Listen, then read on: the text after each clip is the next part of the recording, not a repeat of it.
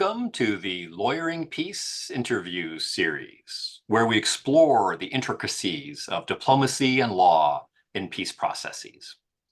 Join us as we dive into discussions with individuals who have played key roles as diplomats or lawyers in negotiating peace. I'm your host, Dr. Paul Williams, the founder and the president of the Public International Law and Policy Group, and the Rebecca Grazier Professor of Law and International Relations at American University. In this interview, I am joined by my good friend, Visuvanathan Rudrakumaran, who is an attorney of law in the United States and the former legal advisor to the Liberation Tigers of Tamil Eelam, the LTTE. Rudra is currently heading the transnational government of Tamil Eelam in exile as its prime minister. In today's conversation, we will draw upon Rudra's extensive experience advising a non-state armed actor involved in peace negotiations and the significant efforts that he led to lawyer peace in Sri Lanka. Rudra, I'm really looking forward to speaking with you today. Thank you so much for joining us. Thank you, Professor William. It's nice to be here. I am delighted to talk about this important topic. Great. Well, let's dive right in and kick off with the first question, which is probably the most difficult question. Can you give us a brief context of the background to the conflict in Sri Lanka that led to the Thailand negotiations in 2002, just to situate the conversation for our listeners? Okay. Before the colonial powers came to Sri Lanka, there were Tamil Kingdom and Sinhala Kingdom. When the British came, then they amalgamated both kingdoms. And when they gave independence in 1948 at that time Sri Lanka was known as Ceylon, they gave power to the Sinhala majority in return of geopolitical benefits, having bases in Trincomalee and Katunayaka. When the Sinhala when they got the political power, they intended and they still intend to make Sri Lanka as a Sinhala Buddhist country. So they discriminated the Tamils against education, employment, etc. Tamil lands have been colonized. Tamils were subjected to racial pogroms. Actually, from 1953 until 2006, there were 157 racial pogroms. So the Tamils were treated as not only as a second-class citizens. They tried to assimilate the Tamils into the Sinhala polity. So the Tamil political leaders at that time waged non-violent struggle. But unfortunately, those non-violent struggles were crushed by the Sri Lankan state. Due to the above, coupled with the fact there is no internal or international forum to resolve national conflicts, Tamils as a last resort engage in armed resistance. And this armed resistance is based on the international law concepts of self-determination, self-defense, and self-help. So during the latter part of 90s, and I must say that LTT initially declared a unilateral ceasefire on December 24th of 2000. This is 9 months before September 11th. So in 2000, then LTT launched some very successful military campaign, capturing Elephant Pass, a strategic area, and attack on military aircrafts in Katunayaka. During that time, the government faced military debacle because they launched Operation Fire Flame, which was a massive failure for the government. During this time, the central bank issued a report saying that the armed conflict contributes to economic drain for the country. And during this time, the opposition party leader, he ran on an election, for the parliamentary election, he ran on a platform calling for a negotiated settlement. All these factors contribute to the commencement of peace talks. But I want to emphasize the main factor that made the peace talks possible was the symmetry of power, the military parity that LTT established on the ground. Okay, so the non-state armed actor of the LTT had created symmetry, parity with the government forces, yeah. And that set the context for the negotiations in Thailand. Well, Rudra, thanks for that big picture context. Now let's move to the other end and talk about your personal experience. You're in your office in the United States, practicing law, your phone rings, and you're asked to be the lawyer in the peace negotiations. How did that happen? What went through your mind? And how did you prepare to get on a plane and go to Thailand? Okay. Actually, my phone didn't ring. What happened was I was informed that the LTT's chief political advisor, Dr. Anton Balasingham, who was in London at that time, wanted to see me in person. So I went to London to see him. And when I met him, then he told me that I would be a member of the LTT delegates during the first round of talks. But I must also say that even before that encounter, I was writing and making presentations on self-determination. And one of my presentations entitled Criteria for Solution, which I gave it in Norway at St. Michael's Institute, got wider coverage. And during that time, I also had coordinated legal proceedings in US and Canada against the designation of LTT as a terrorist organization. So I was not an outsider. But Dr. Balasingham said that I would be a delegate. And I also, at that time, I realized that thousands of people have given their lives for the Tamils to have a seat at the negotiating table. So I considered it as a sacred mission. So when I came to New York, the first thing I did, I ordered 6 volumes of peace treaties starting from 1648. It's still there. I hope at some point it become useful. So that's what it all started. Yeah. Now, from that very first day, what were your perceptions of the delegation, the non-state armed actor delegation? Because one of the things we try to do on these podcasts of Lawyering Peace is dive into, what's it like lawyering for a state? What's it like lawyering for a mediator? What's it like lawyering for a non-state armed actor? No, I realized, even I was aware of the fact that we are going to engage in this process, in this exercise, in the context of an asymmetrical world. Because we know the whole system, the whole international system. In other words, it was and it is an international state system. States are the primary actors of the system. Even if you take the international institution, whether it's UN or the IMF, states are the parties, states are the members. So we, the non-state actors, we have to face this asymmetrical context. And I personally, I still believe for a successful negotiation, power symmetry is an important factor. So the challenge for a lawyer in the non-state actors delegation is to ensure that the power symmetry which was created on the ground is maintained throughout the process. So that was my thinking when we started the negotiations. And I assume the delegation was well aware of the asymmetry at the negotiation table. They had created the symmetry on the battlefield in the geographic context, and now they're at an asymmetrical arrangement. What were some of the strategies that the delegation employed in the negotiations? And then in addition, what were some of your legal strategies that you employed in order to create parity in the negotiations? Initially, what happened was, from 2 perspectives, the state as well as the international powers tried to create an asymmetrical relationship or to perpetuate an asymmetrical relationship. For example, if you look at the importation of arms, LTT was not allowed to carry arms to their area because the ships carrying LTT arms were sunk, whereas the Sri Lankan government was allowed to bring arms. So had the international powers imposed a moratorium on the importation of arms by the Sri Lankan government, I think it would have helped to maintain the strategic equilibrium of the power symmetry. But unfortunately, that did not happen. And also Sri Lanka as well as the international powers used law as a tool to perpetuate an asymmetrical relationship.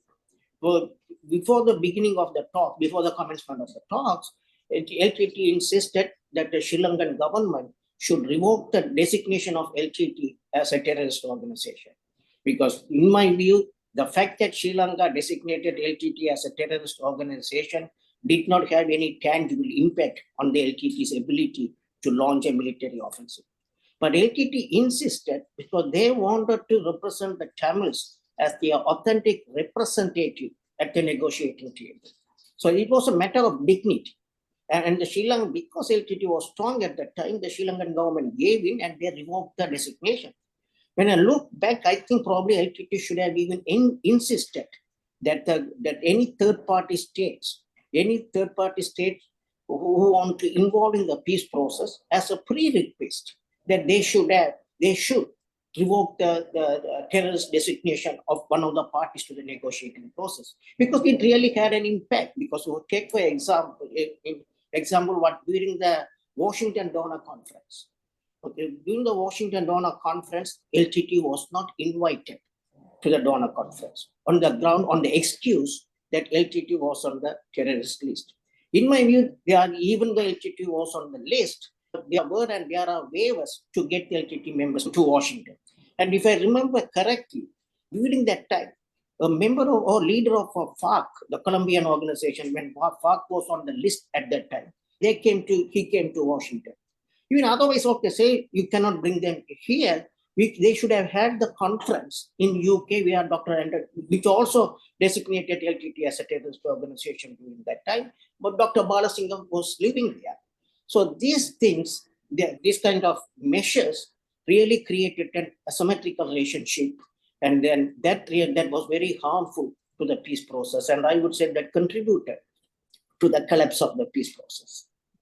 I'm thinking back, so I think maybe the lawyers should have engaged in some proactive, some creative activities during type of situations. I'm thinking probably the lawyers should have, or including myself at that time, should have engaged in lawfare. I know the lawfare is a negative connotation, but it can be used for a positive purpose to secure justice. See, during that time, Sri Lanka ranked only second to Saddam Hussein's regime with respect to enforced disappearance. And a lot of military leaders came for the talks to third countries. I'm thinking maybe at that time we should have persuaded the host governments or the host NGOs, the NGOs in the host countries, to bring legal action under universal jurisdiction against these military leaders. I think that would have added a soft power to the non-state actor. So I think the lawyers should engage in some creative activity, not simply advising the client or not simply writing about the nitty-gritty of writing agreements. I think the lawyers should engage in some pro-creative actions to ensure that the power balance is maintained, or to add the soft power to the non-state actor. And Rudra, I think we're seeing that now in the case of Ukraine and other conflicts where, you're right, lawfare initially had a negative connotation. Yeah. But now if you ask the Ukrainians, they're engaging in lawfare against the Russians because the law is on their side. The Russians are committing atrocity crimes. And so I think that's really great advice for lawyers advising parties in an asymmetrical relationship.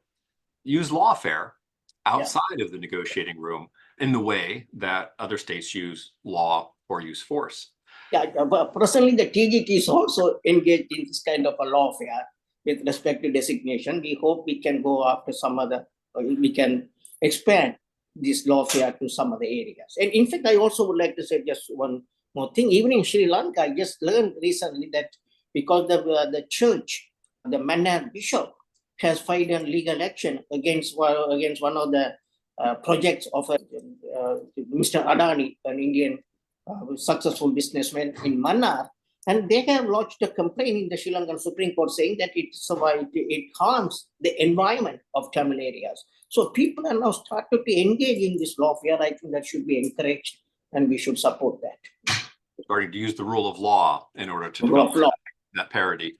So Rudra, let's go inside the negotiating room. So there's 4 or 5 members on your delegation, presumably 4 or 5 on the government's delegation. What type of advice did you give your clients to try to strengthen their position in the negotiating room, either just strategic advice or legal advice? How did you try to accomplish parity and maintain that inside the confines of the delegation? The LTT's initial goal when they entered into negotiation to set up an interim administration to address the immediate humanitarian needs of the war-affected people. So during the first round of talks, both sides talk about it, and we came to a kind of a consensus that we'll set up an interim administration. But unfortunately, what happened during the second round of talks, the government came and said that the Attorney General is saying that it is not acceptable, the Constitution would not allow to have an interim administration. But you should remember the two things I would say. First, when Mr. Ranil Wickremesinghe ran for the election, in his election manifesto, he explicitly stated that if he wins, that he would establish an interim administration to address these humanitarian needs. So he got the mandate for that from the Sinhala people. And the second point, the main reason for the armed conflict, because the Tamils did not and do not accept the Sri Lankan constitution.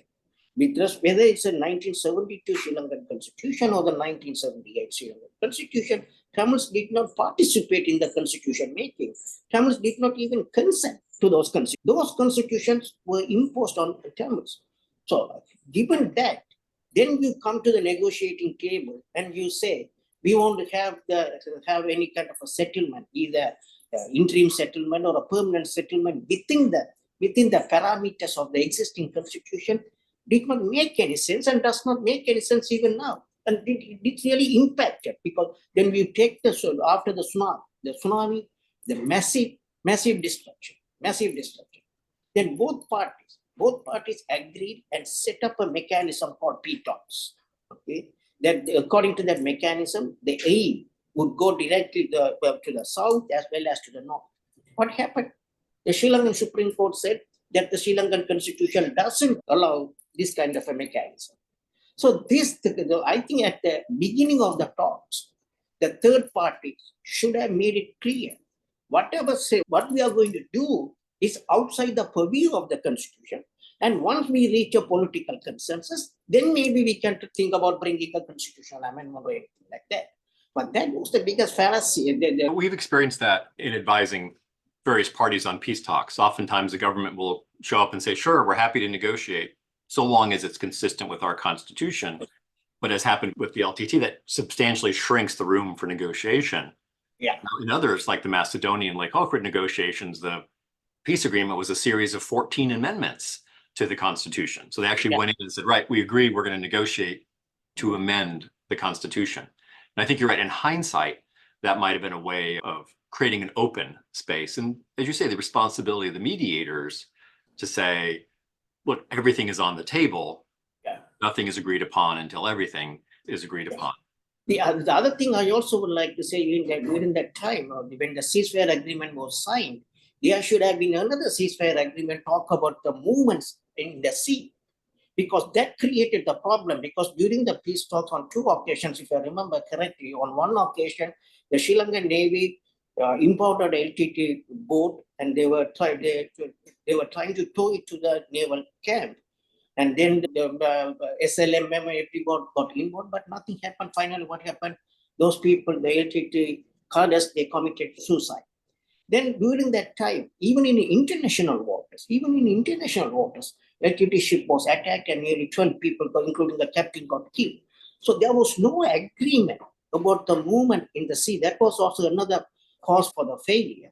And during these peace talks, then I, as a legal advisor, then with the help of experts, I prepared a ceasefire agreement as with respect to the movements in the sea. But for some reason, it did not see the light of the day.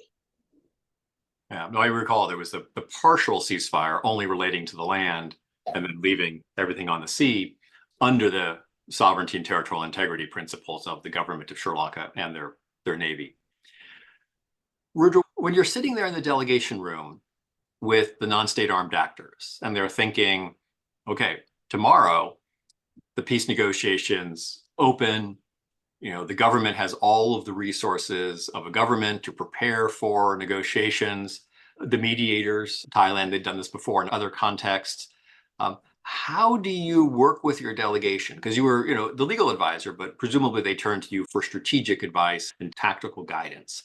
What were some of the ideas that you shared with the LTTE, the non-state armed actors, to represent themselves on the same platform as the government and the mediators? And I ask this because in many circumstances, if we're advising a non-state armed actor in the negotiations, the government will use its status as a state actor to essentially intimidate, and as my younger professional colleagues would say, cast shade upon the non-state party, be it an armed actor or civil society.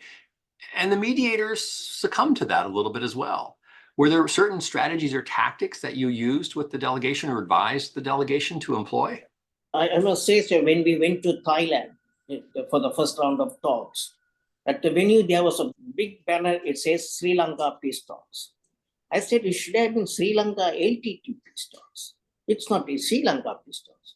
So from beginning onwards, even Norway with good intention, but Norway is also part of the same international state system. So what they did was to try to confine this whole thing within the Sri Lankan polity, and also then I'll talk about territorial integrity and so and so on. So that was the problem we faced. And then one of the things we tried to, then that's it. It was not my idea, it was the idea of the Tamil national leader, Mr. Prabharan, to bring the Tamil diaspora, because he felt that we don't have the resources like what the government has. So to compensate that, he brought the Tamil diaspora and to tap the skills of the Tamil diaspora. Then we formed the Constitutional Affairs Committee, bringing eminent Tamil lawyers, law professors, including the former Attorney General of Sri Lanka, Mr. Shoha Pasupati. He was in the team, and various professors, well-known professors. So what the LTT leadership tried to balance it by bringing the Tamil diaspora to tap their skills, to try to make it as a leveling the playing field as a level one, so that we won't have any asymmetrical thing. But we faced this problem. We faced this problem throughout the process. So, Rudra, what advice do you have for other non-state actors who bring in the diaspora? In our experience, we've worked with Armenia, the Kosovo Albanians, others, the Syrians. They bring in the diaspora. The diaspora is a different community than the local community. How, and each diaspora is different. And I know that the Tamil diaspora is exceedingly tight with the local community. But any suggestions, any things that work really well for weaving the diaspora into the delegation that you could share with future non-state armed actors? Yeah, because nowadays even we have this kind of a criticism from some quarters that Tamil is kind of a remote nationalism, that Tamil diaspora live far away and trying to control the events of what happens in the homeland. In my view, the diaspora has more moral authority, because most of the diaspora, especially the Tamil diaspora, they left Sri Lanka because of the armed conflict, because of the persecution. So they have every right to talk about this issue. So I did not see at that time there was a divergence of opinions between the Tamils inside the island of Sri Lanka and the Tamil diaspora. So I think that personally the diaspora, not only in Sri Lanka, in the Tamil community, but even especially if you take the Indian community also, the diaspora is becoming a powerful force. And because of the globalization and this technological connections, and we think that the diaspora can play a very important and positive and constructive role. So that's what I would say. I would say that we have to bring any community, bring the diaspora also, as we should treat it as one of the elements of soft power, to try to balance the asymmetric to the playing field. And oftentimes the diaspora are able to operate in not only more physically secure environment, but also in a more technologically secure environment. We talk a lot now about cyber infiltration of delegations, and having a cohort of advisors in the diaspora allows a non-state actor to do what a state does, have secure cyber communication, and also have physical security while they're thinking and strategizing. Let's turn now a little bit to the internationals. We've talked about the international bias towards state actors because the international community is comprised of states. Even when you interact with the United Nations, is comprised of 216 member states who control what happens at the United Nations. But when you have a conflict between two parties, nearly all of the time, the answer for a process is, let's bring in a third party actor, let's bring in an international entity. Can you share with us some of your experience with the Thailand, the Thai government, also with the Norwegians who played a crucial role, and any other international actors that played a role in either facilitating the negotiations or attempting to mediate the conflict? Yeah, sure. Norway was the main facilitator of the talks, but at the same time, US, UK, and Japan also part of the parties to the peace process. But unfortunately, what happened was, because since they were also states, their attitude or their announcements were not helpful to a successful peace process. For instance, I think during the Norway Oslo Peace Donor Conference, the US Deputy Secretary of State, Richard Armitage, he came there and he made a speech at the donor conference. And what he was saying openly there was that LTT should make a public renunciation of the stating that it is giving up armed struggle for an independent state. That is not called for. That is not called for. That was a donor conference to talk about the immediate humanitarian needs of the war-affected people. And then the Japan got involved also. The Japan said, okay, we want to have a donor conference in Tokyo. Then when we asked the Norwegians why Japan is getting involved, the Norwegians' immediate answer at that time was Japan wants to have some visibility. They've been doing a lot of humanitarian help, but they are not getting any recognition. So they want to have some political visibility. That's what they want. But then eventually what happened, Japan tied the economic aid to the progress in the peace talks. So nothing happened as far as the aid is concerned. The Tamils never got any aid. So I come back to Mr. Armitage's comment. That was because because I can talk about that issue, the legitimacy of the Tamil struggle for independence state. In fact, I did research nearly 3-4 years when I was a graduate student at Harvard and published articles, and I don't want to get into that one. But then what the perception of it was the fact also, Rani, the Sri Lankan Prime Minister, mobilizing the countries, the third countries who are involved in the peace process, to set up a safety net and try to contain the LTT, put parameters on what kind of political agenda LTT can have. This is not favorable. How can you impose parameters only on one party to the conflict and give a free hand to the other party of the conflict? So unfortunately, in the Sri Lankan peace process, the third parties, the third states' actions were not conducive for a successful peace process. In fact, they contributed, in my view, to the collapse of the peace process. Rudra, I'm so glad you shared that perspective. Whenever I teach my class or whenever I have a new client and they're going into bilateral negotiations that are mediated, I always say there's no such thing as a bilateral negotiation. If you've got a perpendicular table at the end and there's a mediator, it's a trilateral negotiation because mediators have their own interests. They're there for a reason. And no one ever believes me. And then like 3 months later, they're like, oh my gosh, this is a trilateral negotiation. They're worse than the other side. You know, if they would just leave the room, we could get to a deal with the folks across the table.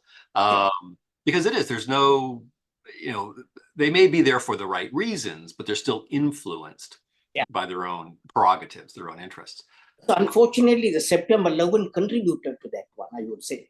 The September 11, then that made a lot of states to view all national liberation movements in through a negative lens. So that also contributed.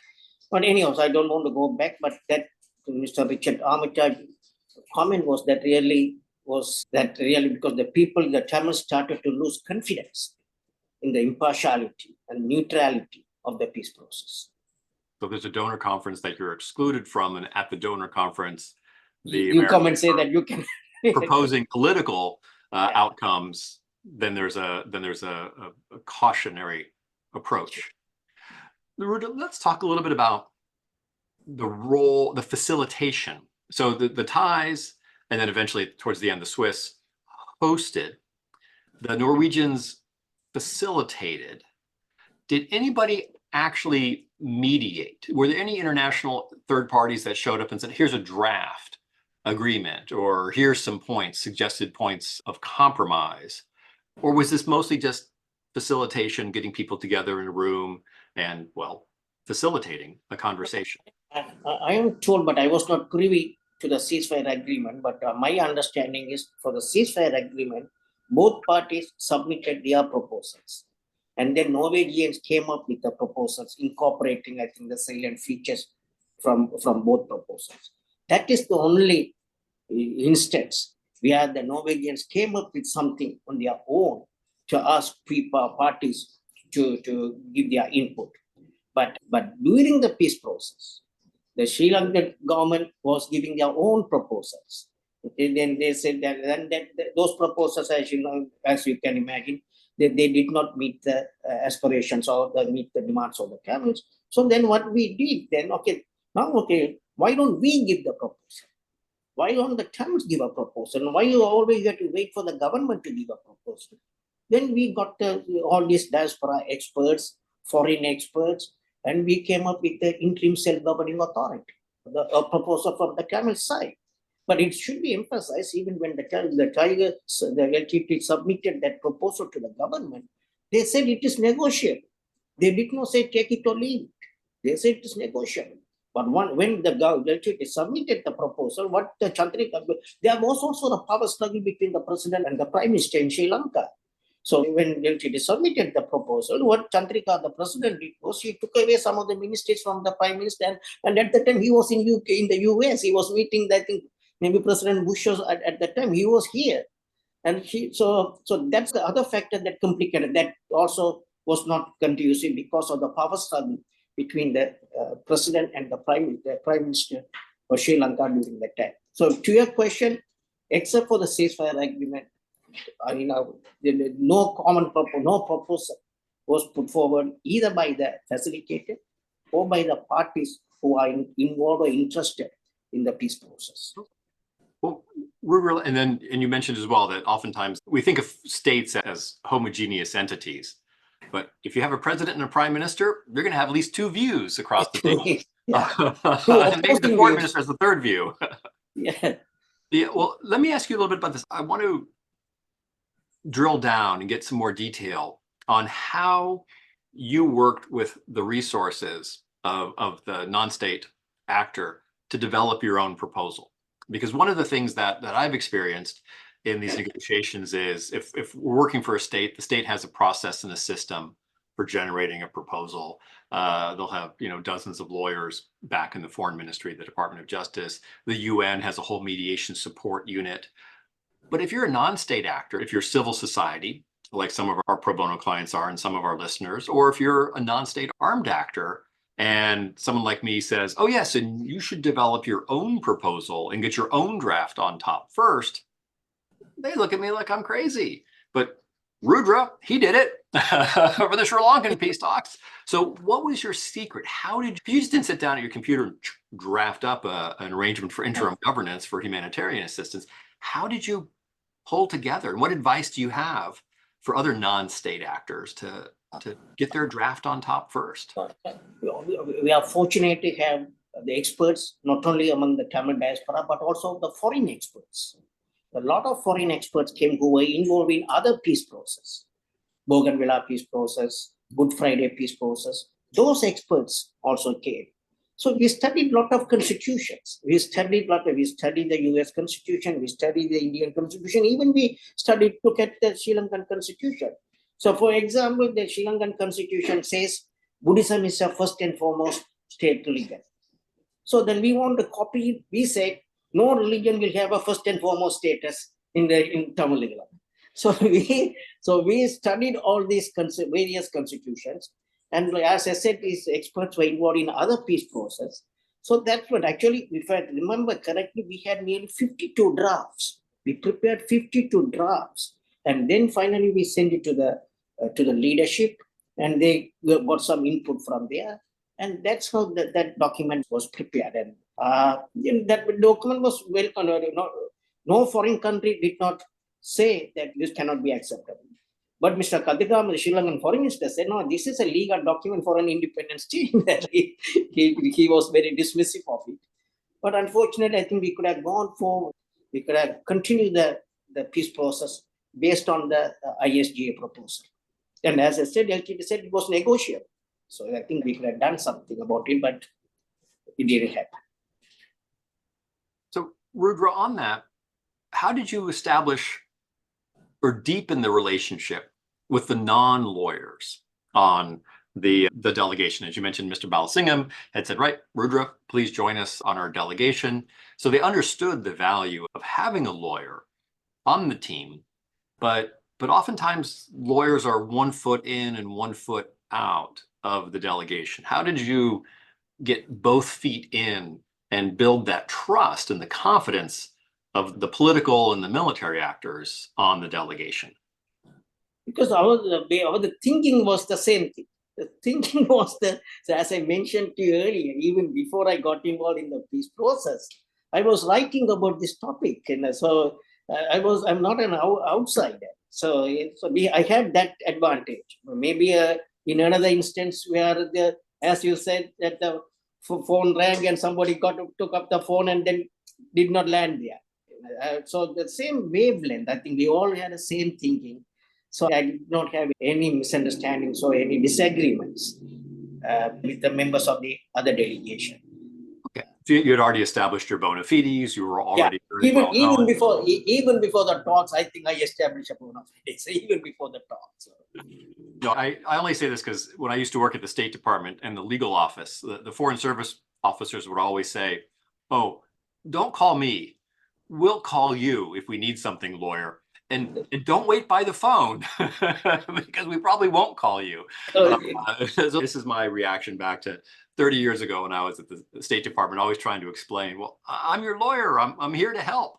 And they never really believed me. So yeah, no, I think it's helpful to know that non-state armed actors, as well as others, are quite open to legal talent and see the need. And I would also say that even for a lawyer who is not involved in the thing, I think he has to first study the history of his client, their struggle, the sacrifice they made. I think the lawyer should be part of the team rather than a distant third party trying to give some technocratic advice. So I think that will also, then the party will have the trust on the lawyer also. So you have to earn that trust. The lawyers have to earn that trust of the party whom they represent. You need to be fluent in the context, the history, the positions of the party you're representing. Sure. Shifting gears a little bit now to substantive issues. We talked about the ceasefire, the interim governing authority for humanitarian assistance, external self-determination. Were there other major points of contention, either predictable or unpredictable, that surfaced in the negotiations? Yeah, sure. The number one problem we had is the Sri Lankan government's insistence to have everything within the existing constitution. The other major problem about the dismantling of the high security zone.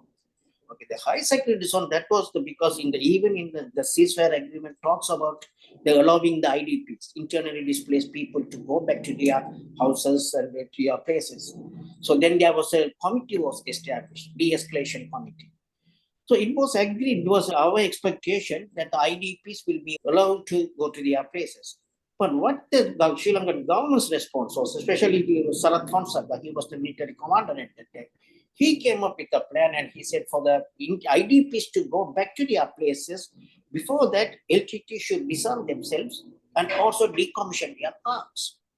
And then they got the report, they got Satish Nambiar from India. I don't know how he came to the picture.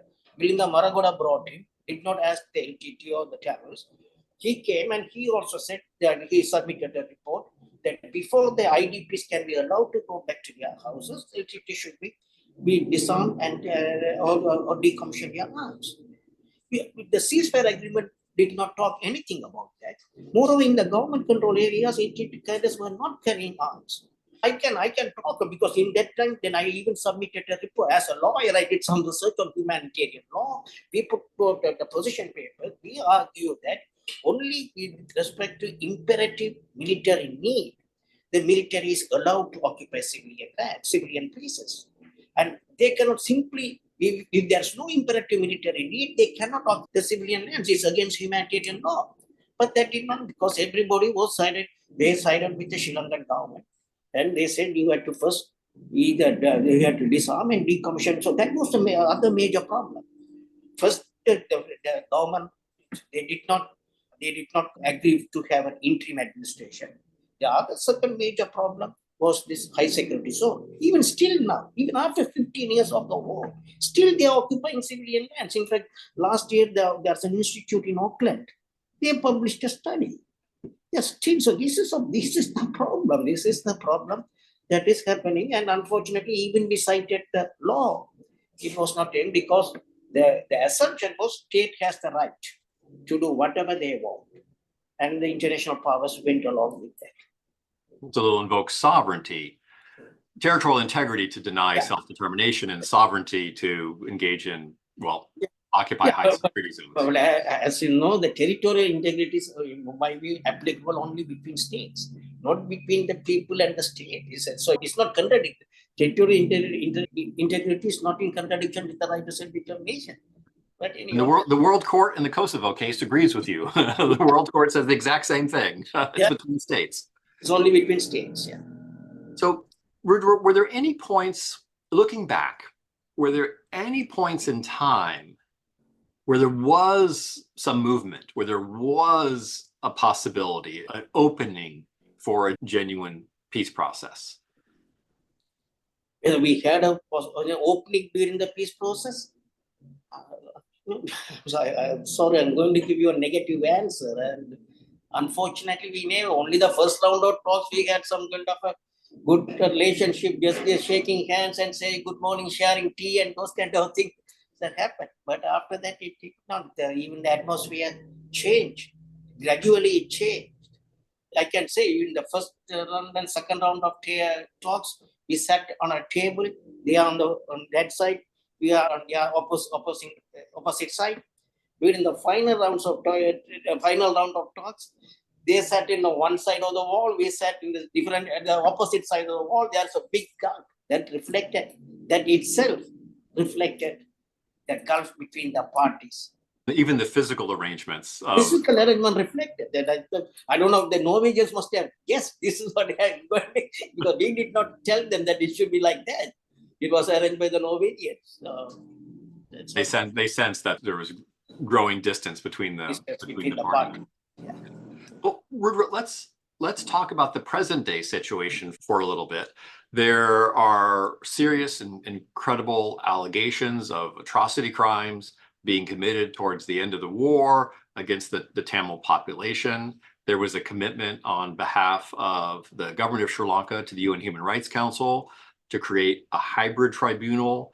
There's been efforts by Sri Lankan civil society to document, to discuss, to talk about these atrocity crimes. Where does that stand, and what needs to be done in order to weave in justice in order to secure a durable peace in Sri Lanka? It's been 15 years since the end of the war. Okay, we have two main reports from the UN itself. Expert panel report appointed by the then Secretary General Ban Ki-moon and the internal review report. Both reports clearly state there's a credible evidence that the crimes against humanity and war crimes were committed. Even though they did not talk about genocide, I wrote a letter to the Secretary General. Based on their own report, there are elements of the crime of genocide there. But so now 15 years, nothing has happened. You said that they initially agreed to a hybrid mechanism. But then when the new government came after that one, they said we are not going to accept any of the proposed UN commitments, the commitments they made, or UN demands. They are not going to accept any of that. And that's the present position of the Sri Lankan government. And also, because then we had a case recently on torture, of the torture of pertains to a former LTT cadets. And the Human Rights Committee came up with a very damning report on Sri Lanka. They said the impunity is entrenched in the system. Impunity is entrenched in the system. So nothing has happened. And then the High Commissioner, Michelle, in her report, she suggested the referral to the ICC. Because nothing is going to happen domestically. Because the political environment, because I don't want to be classified as a racist, but my understanding, my reading, because of the racism is entrenched and pervasive, is we are not going to have any justice for Tamils within through a domestic mechanism. So it's going to be an international way. Okay? So there are two ways we can get justice. Because the Human Rights Council passed resolution, but nothing comes out of it. But now they are but they set up an entity to collect evidence. That is good. But I think there are two ways we can bring justice. One is referral to the ICC. Okay, because they said the other countries might veto. You first send it to the Security Council and see what happens. In Sudan, even though Sudan was a client of China, China did not veto the referral of Sudan to the ICC. So the one is the referral to the ICC. Then I think we can need, I think, 163, 148 parties to the Genocide Convention. Now, what South Africa did with respect to Israel, any country can bring an action in the International Court of Justice for a crime of genocide. So these are things TGT and other Tamil diaspora organizations are working towards it. Hope we'll get justice in the near future. It's not going to happen domestically, even with the hybrid, that's not going to happen. So you're shifting your focus to the International Criminal Court or the International Court of Justice. Court of Justice, yeah. To bring some justice, to bring some healing, to bring some truth. Yeah. For any kind of a political resolution, the accountability must be addressed first. That is a prerequisite. Without addressing accountability, we are not going to have any kind of a political resolution. Well, Rudra, you've been very generous with your time. I have one last question for you, and that is, what is the one takeaway that you want our listeners to take with them into their future? Many of our listeners are young professionals or mid-career professionals that are engaged in or looking to engage in peace building, representing parties in negotiations, working on mediation teams. What is it that they need to know, that they need to remember as they move forward with a career on peace building? First thing I would say, as I mentioned earlier, you cannot be a detached, distant, or third party in the delegation. You have to be part of it. You have to understand the struggle, the sacrifice made by this party. You should earn the trust. That's the main thing. The second thing, as I said, we have to come up with some creative tools. So as I said earlier, the lawfare. So have the tool, the lawfare tool in your briefcase. And the third thing I would say, ensure that the power strategic equilibrium, the power symmetry is maintained throughout the peace process. Otherwise, it won't be a successful one. Rudra, those are three great takeaways for future peace builders to bear in mind. It's been a real honor and privilege to have this conversation. I've known you for over 20 years. We frequently shared thoughts and ideas and had discussions on these topics. And I'm so grateful that you were generous with your time today to give us a behind the scenes look at the Sri Lankan LTTE peace process and what went right, which was only a little bit, and what went wrong, and how others might be able to avoid that in their future negotiations. So Rudra, thank you very much. It's been a real pleasure having this conversation with you. Thanks for the opportunity. I thank you. As you said, we have known each other for more than 20 years, or maybe nearly 30 years. You've been very helpful. I hope we'll continue to have that kind of a relationship.